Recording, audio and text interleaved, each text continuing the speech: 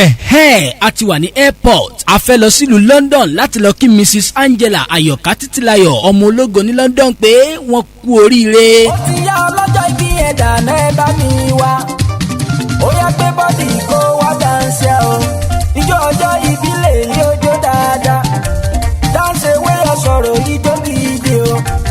ọjọ́ ìbí ẹ̀ ò ní dọ́jọ́ ìbí. bó bá wù ẹ́ mọ́ kó jíire lóko lé àgúnlá bó bá wù àfẹ̀bòjò kó jíire nísàárẹ̀ àgún tẹ̀tẹ̀ bọ́lọ́jọ́ ìbí tòní Mrs Angela Àyọ̀ká Títílayọ̀ ọmọ ológo ní London bá ti jíire àbùṣe ti bùṣe gẹ́gẹ́ bá a ṣe mọ̀ pé ìta gbangba làbẹ́wé ajílékege òní yìí gangan tí í ṣe ọjọ́ 16 oṣù karùn-ún ọdún tí a wà yìí 16th May lọ́jọ́ ìbí Àyọ̀ká Títílayọ̀ akíaya Anthony Olúwadámilọ́lá pé happy birthday. Hello, with everybody for you. Adijọ́ ṣe pẹ̀lẹ́ o, mo ti sọ fún wọn tẹ́lẹ̀ o. Bẹ́lẹ̀ o, deliver like I get bẹ́lẹ̀ o. Dem say I dey go sẹ́lẹ̀ o,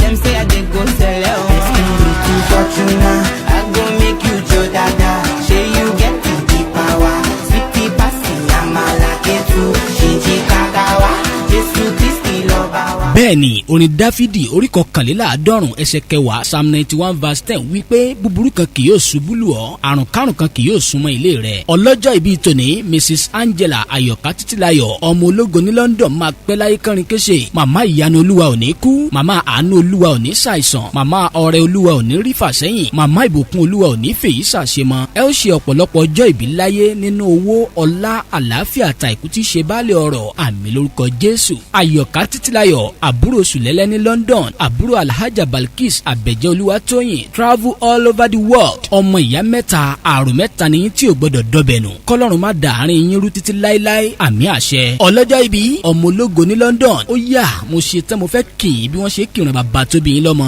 ẹ̀yin lọ́mọ lọ́fàmọ́jọ ọ̀làlọ́mí àbísùjó kọ ìjàkadì lóru ọ̀fà ọmọ ìjàkan tí wọ́n jà lọ́fà ńlẹ̀ ọ̀làlọ́mí wọ́n ló sojú tani ìjà ọ̀hún sojú ebè lọ́fà ó sojú poro nínú oko ìbá sojú olóko ìbá làwọn ńlẹ̀ ọ̀làlọ́mí ẹ̀yin lọ́mọ igúnnugún morí mo dásà kẹ̀rírí ẹ̀yin làkàlà tí morí mo dásà kẹ̀m̀bẹ̀kú ọ̀làlọ́mí morí mo dásà là ńlápá ìyẹ̀rú ọ̀kín morí mo dásà là ńlọ́bẹ̀ ẹ̀ sì rọra làmí bẹ́ẹ̀ bá là ńlápá ẹ̀ dákun ẹ̀ má má jẹ́ kábí ó dilẹ̀ lápá mi ọmọ abisudára gbada ọ̀kín ọlọ́fà àbìdí yọmíní ẹ̀yin lọ́mọ pínre láàrin ìkan gbọ́dọ̀ jù kan bí kan bá jù kan nílé ọlọ́fà mọ́jọ ògùn ní dásílẹ̀ bàbá tóbi yín lọ́mọ ẹ̀yin ni ìyẹ̀rú ọ̀kín ọlọ́fà mọ́jọ ó tún yá nílé ìyá tó bí ọlọ́mọ nílùú Èkó Lagos ẹ̀yin lọ́mọ Èkó àkété ilé ọgbọ́n Èkó arómisá lẹ́gbẹ̀lẹ́gbẹ́ ẹgbọ́ ta ńlá bàtàbùtù bá ba omi kómi ta ńlá bàtàbùtù bá ba odò kódò Èkó àdèlé tàǹgẹ̀rẹ̀ ti ń sáré ju ènìyàn lẹ́sẹ̀ méjì lọ ẹ̀yin lọ́mọ afínjú ọjà márùn gbẹ́ndẹ́kẹ́ ọ̀bùn ọjà àwọn apàṣẹọ̀ṣẹ̀ ọmọ àrídẹ́sọ̀pọ̀ lẹ́nìyìn ọmọ àtùpàdùgànràn ẹ̀yin lọ́mọ òòṣà ní oṣù ẹ̀máṣẹ́ kútẹ́rẹ́ torí òòṣà ń gbòbí kútẹ́rẹ́ ń gborí lọ́wọ́ ẹni